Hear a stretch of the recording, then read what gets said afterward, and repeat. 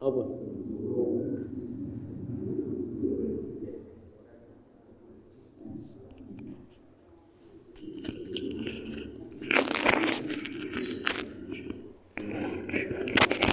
Bismillahirrahmanirrahim. Assalamualaikum warahmatullahi wabarakatuh.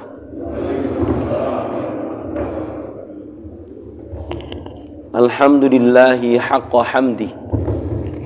Wassalatu wassalamu ala rasulihi wa abdihi Nabiyyina Muhammad ibn Abdillah wa ala alihi wa ashabihi wa adba'ihi min ba'dih. Amma ba'd. Allahumma inna nas'aluka ilman nafi'a wa rizqan wasi'a wa shifaan min kulli da'. Jamaah rahimakumullah, kita masih mengkaji kitab Fadlullahis Samad fi Tawdihi Adabil Mufrad. Kita sampai pada bab ke-254. Iya, leres. 25. Oh, nggih. 255 ya.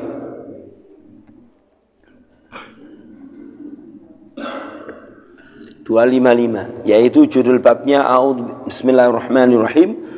Babu man at'ama akhan lahu fillah. Bab orang yang senang memberi makanan kepada saudaranya karena Allah. Gemar memberi makanan. Para jemaah sekalian, di dalam Al-Quran banyak sekali anjuran untuk memberi makanan ya. Di dalam surat Al-Insan itu ada ayat innama nut'imukum liwajhillah la nuridu minkum jazaan wala syukura. Sesungguhnya kami ini memberi makan kalian itu semata-mata karena Allah.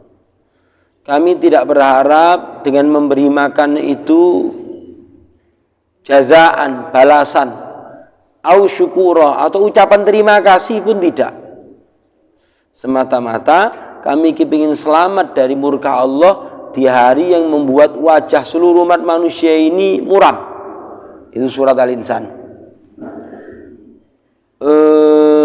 Di dalam surat yang paling pendek,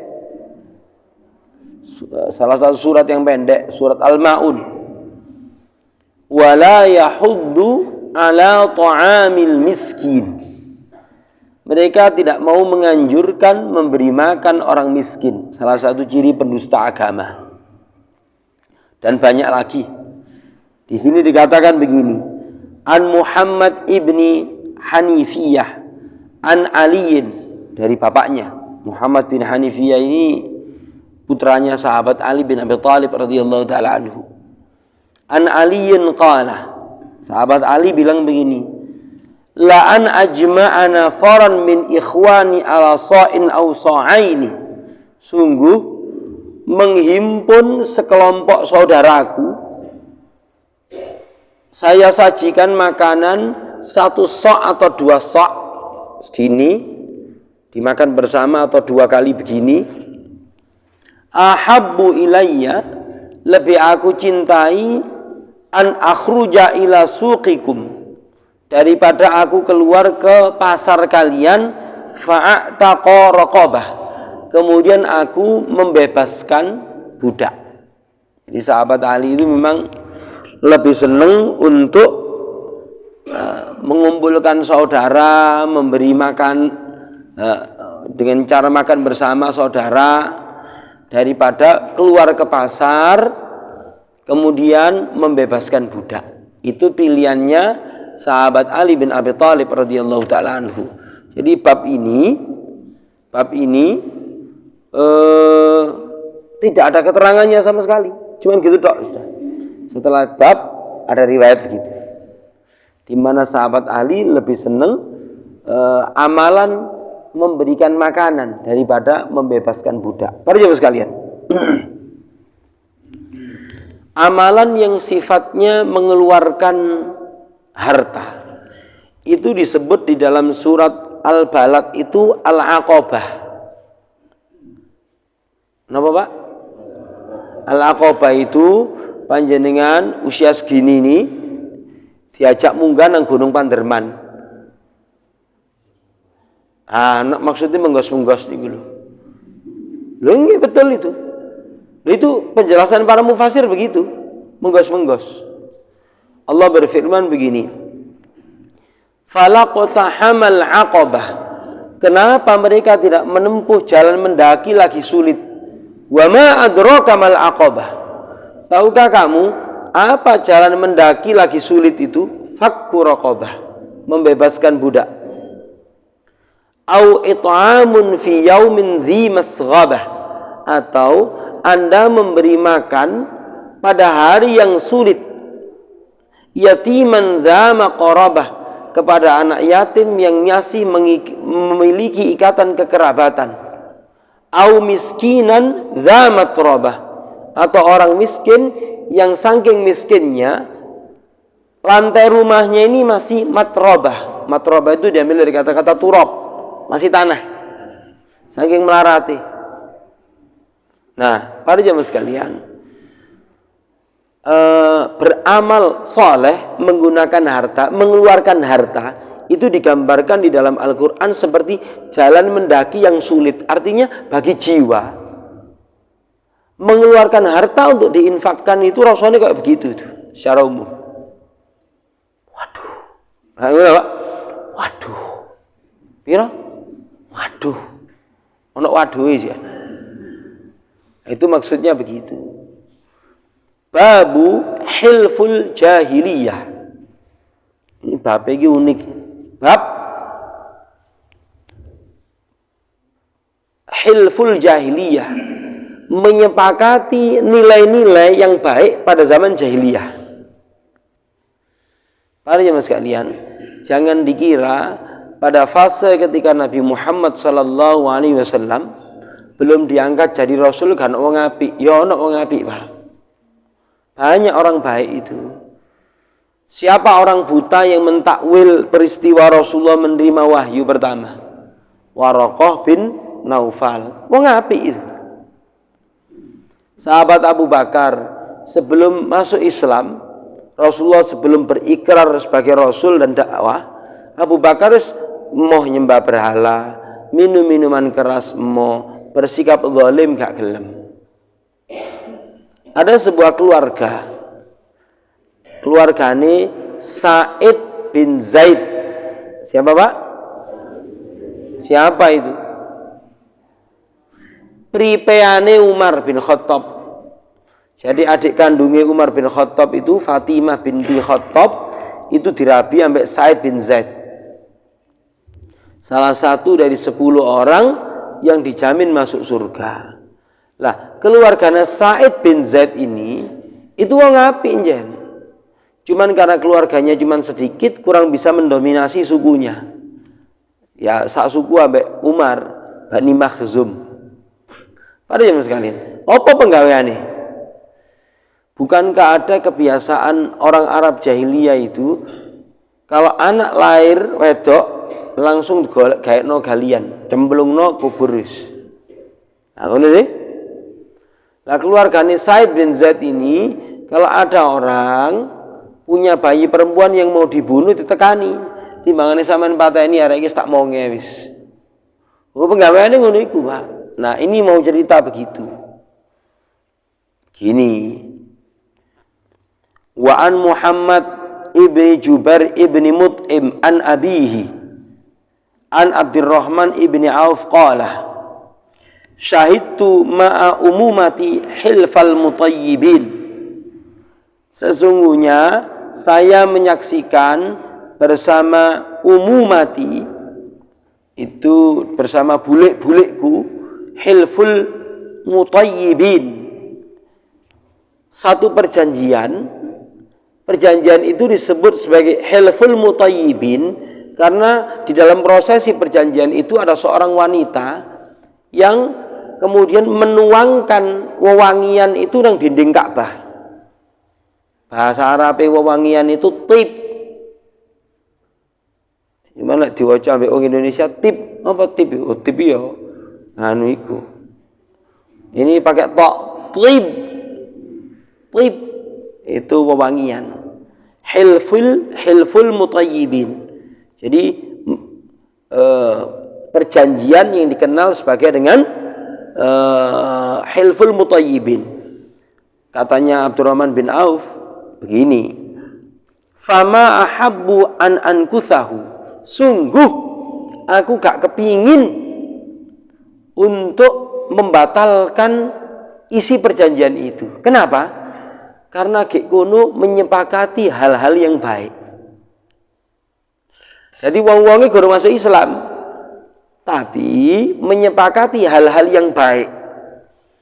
Wa annali humrun na'am, meskipun saya memiliki kekayaan onta merah. Bahasa saiki itu gini Pak, saya terjemahkan yang lain ya. Sungguh aku biyen iki, jari Abdurrahman bin Auf, teko di sebuah peristiwa untuk menyepakati hal-hal yang baik. Dan aku tidak sudi untuk membatalkan perjanjian itu meskipun aku duwe Lamborghini papat. Ngono lho, Pak. Maksudnya aku ngono. Jadi apa yang disepakati pada waktu itu? Begini para jamaah sekalian. Yaitu la ono apa-apa di Mekah ini bahwa kita kabilah ini menyepakati la ono apa-apa ya. Bakal menolong orang yang dizalimi sampai urusannya tuntas. Itu ternyata ada nilai-nilai universal kebaikan yang disepakati oleh tetua-tetua suku di Mekah gitu. Gitu loh Pak maksudnya. Lah, orang yang menyaksikan itu seneng. Aku gak sudi untuk membatalkan isi perjanjian itu meskipun aku memiliki kekayaan onta merah. Nah, ini digarisbawahi judul babnya babu hilful jahiliyah, bahwasanya ono loh wong-wong sing menyepakati hal-hal yang baik kendati dhek dalam masa jahiliyah. Lah, apakah sebelum itu masih ada? Oh, ada para jemaah sekalian. Zaman Nabi Muhammad si nom-noman umur 15 tahun. Umur 15 tahun itu di rumahnya Ibnu Jaz'an ada menyepakati namanya hilful fudul. Hilful fudul. Nabi umur pinten? 15. Sudah jadi angkat jadi nabi atau belum? Belum. Lah hilful fudul itu wong tuwek-tuweke suku Quraisy kelompok menyepakati hal-hal yang baik. Lah sehingga siapapun yang lahir pada tahun itu ada kesepakatan hilful fudul itu, maka seluruh anak laki-lakinya itu dikasih nama Al-Fadl. Di sini dikatakan ono jenenge Fadl ibni Harith, ono Fadl ibni Wada'ah, ono Fadl ibni Fadalah. Begitu, Pak. Jadi wong tua sing tokoh-tokohnya itu setelah menyepakati wis ya untuk menegaskan peristiwa ini engko lek duwe anak lanang kayak jeneng ini. Tapi itu juga menyepakati hal-hal yang baik. Maka para jamaah sekalian, kalau ada ini pelajaran yang ngeten. Kalau ada pertemuan-pertemuan tingkat RT, tingkat RW untuk menyepakati hal-hal yang baik, kendati itu kok ngelompok ambek non muslim, ya enggak masalah. Ngeten lho, Pak. Enggak masalah. Babul ikha, bab mempersaudarakan. Judulnya itu bab mempersaudarakan, bab perseduluran. Bismillah.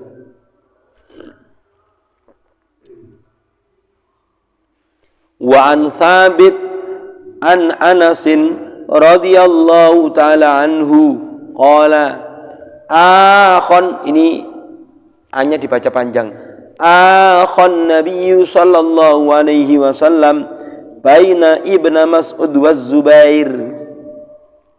Para jamaah sekalian, konsekuensi dari hijrahnya Nabi Muhammad ke Madinah, maka salah satunya adalah Nabi SAW mempersaudarakan antara umat Islam, Muhajirin karo Ansor. Di sini dikatakan akhon Nabi sallallahu alaihi wasallam, mempersaudarakan Nabi Muhammad sallallahu alaihi wasallam antara sahabat Ibnu Mas'ud radhiyallahu taala anhu sama sahabat Zubair Ibnu Awam. Sebenarnya banyak, iki ambek iki, sahabat Umar ambek iki, sahabat Abu Bakar ambek iki, begitu. Jadi mempersaudarakan. Bahkan pada era itu kadangkala persaudaraan yang tidak karena nasab ini itu juga sampai boleh ono apa penganu ya, saling mewarisi kita ya. Nah, sampai menyepakati begitu kadang-kala. Hadis yang nomor dua di dalam bab ini dikatakan wa Anas ibni Malik radhiyallahu taala anhu qala halafa Rasulullah sallallahu alaihi wasallam baina Quraisy wal Ansar fi daril lati bil Madinah. Ini Nabi Muhammad sallallahu alaihi wasallam di sini ya mempersaudarakan antara orang-orang yang datang dari suku Quraisy dari Mekah itu dengan orang-orang Ansor di sebuah rumah di Madinah. Dikelompokno terus iki karo iki, iki karo iki, iki karo iki gitu, Pak. Gimana, Pak? Kira-kira cara ngamalkannya zaman kita ini gimana? Hah? Jenengan iki tak ceritani ya, wis. Ini yang saya lihat dan saya alami, ya. Direkam ya gak enak pula. Suatu ketika saya melihat pola dakwahnya di Malang Selatan, di daerah Nduruju, daerah gunung-gunung. Iki kok berkembang iki pondoke atau perjuangan Islam di sini kok berkembang. Oh iya. Kadangkala tokoh masyarakat di situ itu sing dua anak wedok, lek ono santri tugas dikirim ke situ. Ono santri tugas butuh untuk pondok atau apa dikirim ke situ. Itu langsung digolekno arek wedok di daerah ngono, Pak, dirabekno. Awet lek ngono. Sudah mulai wis berkembang. Lah pada tahun 70-an atau di akhir tahun 60-an. 60 sekian, 60 sekian, 60 sekian. Itu dari Madura, dari Kudus itu ke Malang Selatan. Jadi saudagar-saudagar yang di sana yang sudah sukses, entah dari Madura, entah dari Kudus itu nyeluk santri-santri dari kampung halamannya. Setelah itu searching, rabek negara iki, begitu. Lah akhirnya ya perjuangan agama ini hidup. Lah sekarang menyoal misalnya satu kawasan ini masjidnya sakmene gede nih, ana sing ngopeni enggak dakwah nih, golek arek enom ini dirabekno lho, Pak. Mbok lulusan Madinah, mbok lulusan Mesir, mbok lulusan apa gitu. Begitu, Pak. Siapa yang seperti itu? Ya sing sodagare kene. Nah, sodagare gak ono nggih sinten ngoten. Begitu, Pak, modelnya, Pak. Modelnya itu begitu. Nah, ini model pada zaman Nabi Muhammad SAW dulu itu begitu. Saya kemarin itu 4 atau 3 hari yang lalu bepergian. Nah, koyo sing ngurip-nguripi ngajine wong daerah preman kene iki sapa? Lah, dulu mbah saya itu itu saudagar klopo. Ono santri tutuk gresik, ya dipek mantu wis. Kon mulang ngaji gini. Gitu, Pak. Lho polahe padha tiba-tiba. Begitu, bakul klopo iki lho. Golek mantu santri. Untuk ngurip-nguripi dakwah. Akhirnya beranak pinak kabeh dadi ustaz kabeh. Modelnya begitu. Jadi zaman biyen itu pertimbangan golek mantu itu adalah santri salah satunya. Bukan iki nggawa menyan Eropa apa menyan Jepang. Ngono maksudnya nggawa apa jenenge Honda apa Toyota apa. Pertimbangan itu begitu. Ya, ini cerita Pak, dan itu fakta. Untuk menjaga kesinambungan dakwah itu salah satunya begitu. Baik, yang berikutnya.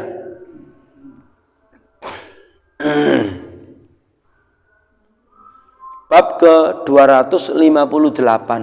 Babu la hilfa fil Islam. Bab tidak ada kesepakatan lagi atau ya tidak ada kesepakatan lagi di fase Islam. Apa maksudnya ini?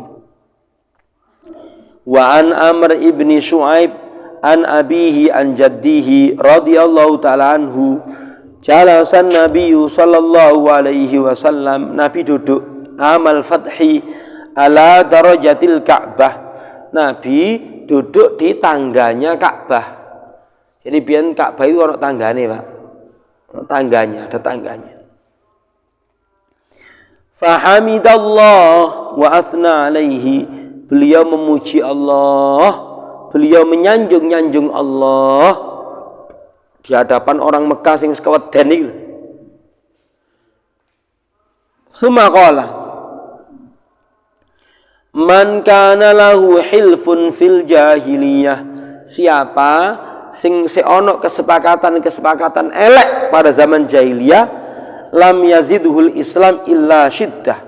Maka tidaklah Islam ini menambah kecuali tambah kenceng meneh kesepakatan baik itu dan menafikan kesepakatan jelek. Wala hijrata ba'dal fathi, dan sudah tidak ada hijrah lagi setelah penaklukan kota Makkah. Wis ngoten tok hadis. Jadi Nabi Muhammad SAW ketika Fathu Mekah, penaklukan atau pembukaan kota Mekah, beliau membawa 10.000 pasukan. Wis keweden kabeh Pak wong Quraisy iki. Karena dulu mengusir Nabi Muhammad. Keweden dikelompokno. Nabi mlebu nang Ka'bah, jerone Ka'bah salat 2 rakaat. Terus beliau keluar ya didampingi dulur-dulure. Nah, di sini dikatakan beliau memuji Allah, dan sebetulnya sebelum membuka pintu Ka'bah itu beliau goleki seseorang. Gendirek Utsman bin Tolha ini sing nyekel jabatan kuncine Ka'bah itu namanya Sidanah. Jabatannya jenenge Sidanah. Wis keweden. Nabi wis di lobi ambek dulur-dulure. Ngeten mawon ya Rasulullah. Cekne di keluarga kita ini berhimpun semua kemuliaan. Otoritas ngatur banyu Zam-Zam keluarga kita. Bagian menerima tamu keluarga kita. Cekne menisan wis ngene ae. Sing bagian kunci Ka'bah iki keluarga kita saja. Di lobi Rasulullah ambek dulur-dulure. Maka Nabi mencari nderek Utsman rek. Bukan Utsman bin Affan, bukan Utsman bin Abi Thalhah. Dipanggil, dia asik musyrik. Maka Nabi bilang, "Khudhuha khalidah talidah." Wis iki kunci iki cekelen. Sak anak putumu. Ya. Ora ana sing merampas kunci iki kecuali tutuk awakmu cari wong zalim. Wong zalim. Maka karena terenyuh atine, Utsman iku mang langsung masuk Islam. Ngono Pak, dipeatine gitu lho cara Jawane. Dipeatine. Nabi masuk ke dalam Ka'bah, keluar terus khutbah ini. Sebenarnya khutbahnya panjang. Menurut sampean, hei penduduk Mekah, aku iki sapa? Maka penduduk Mekah iku karo ngene, Pak. Wis keweden. Akhun karim, ibnu akhun karim. Sampean iku dulur sing mulya, anake dulur kami sing mulya. Wis keweden lah. Maka Nabi bilang, idhabu fa antum tulaqa la tathriba alaikumul yaum yaghfirullahu lakum wa huwa arhamur rahimin. Cara Jawa nggih. Wis mulia wis, sampean kabeh wis dibebasno, ora ana balas dendaman. Wis gak ana sing dilokno wis, ayo mulia wis. Wis disepuro kabeh. Gitu, Pak. Was, malah kepincut dan banyak orang masuk Islam. Di antara konten isi pembicaraan Rasulullah sallallahu alaihi wasallam adalah kesepakatan baik pada masa jahiliyah sing api-api iku sik dipertahankan. Sing elek-elek wis gak ono wis. Termasuk beliau menegaskan tidak ada lagi hijrah setelah penaklukan kota Makkah, karena kota Makkah wis menjadi negeri umat Islam. Begitu loh para jemaah sekalian. Jadi sudah menjadi negerinya orang Islam, wis gak perlu nyingkir tutup Mekah meneh. Yang berikutnya babu ini perlu diamalkan untuk yangkung sama yangti sekali-kali, yaitu udan-udan. Panjenengan nate udan-udan nang musim udan nih. Iku lak babe lak udan-udan nih Mas Santo. Babu manistam taro fi awalil mator. Bab udan-udan di awal musim hujan. Nabi Muhammad ini musim hujan awal musim hujan udan-udan beliau. Udan-udan. Nah di sini ngeten. Wa an Anasin radhiyallahu ta'ala anhu qala asabana ma'an nabiy sallallahu alaihi wasallam matar. Kami tertimpa hujan bersama Nabi. Fahasaran Nabi sallallahu alaihi wasallam thawbahu. Beliau menyingkap pakaiannya hatta asabahul matar, sampai supaya air hujan itu menimpa beliau. Mungkin penutup kepalanya atau apanya ya. Jadi atau pakaiannya gini diginikan. Sambil bilang apa?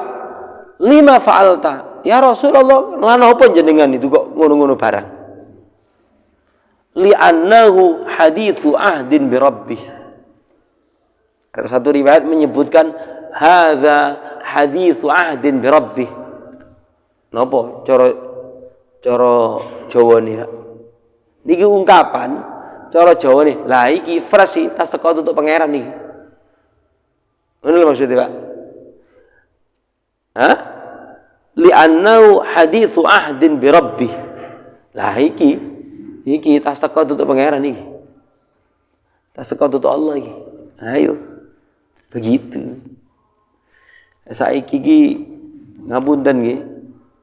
Bapak, Ibu, yangkung, yangti iki ana putune kae udan-udan. Sing. Pilek kon sesem.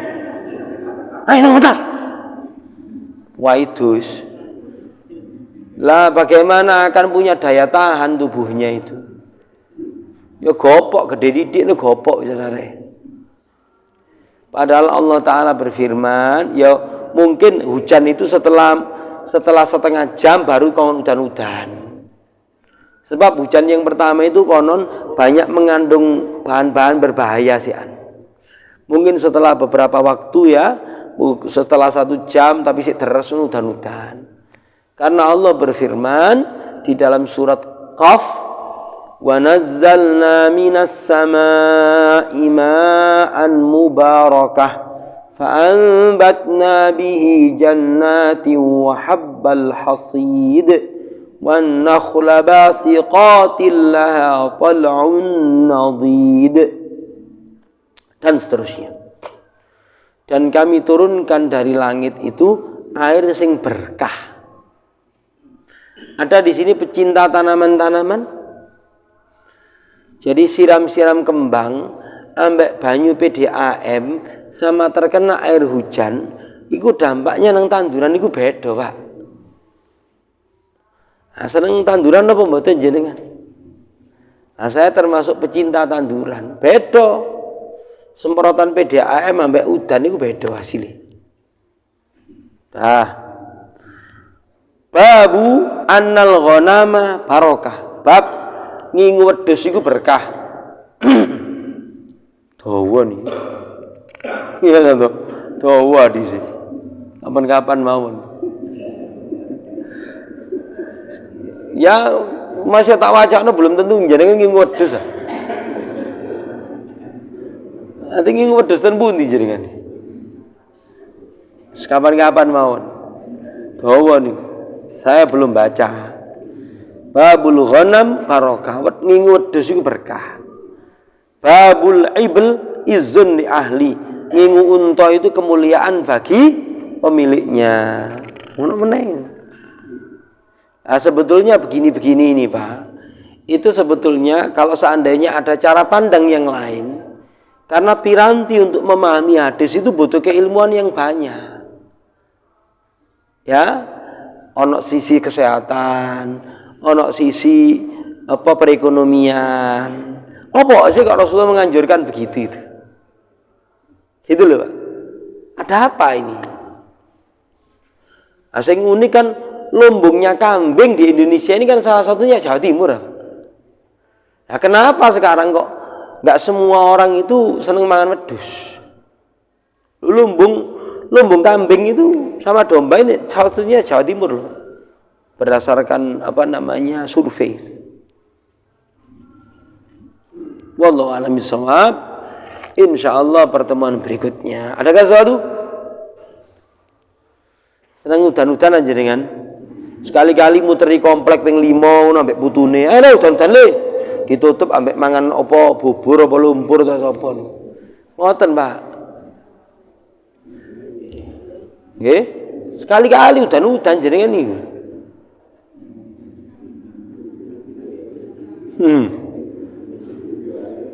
Hasilnya dipaidu lagi gini. Udan-udan dipaidu malah. Gimana? Kena diamal apa mboten niki? Pak, boleh jadi pun mboten direkam nih. Mboten bisa direkam. Boleh jadi yang mensyarah hadis ini itu ulama dari Uttar Pradesh, India. Lo setting budaya masyarakat kita kan beda sama orang India. Sehingga keterangannya itu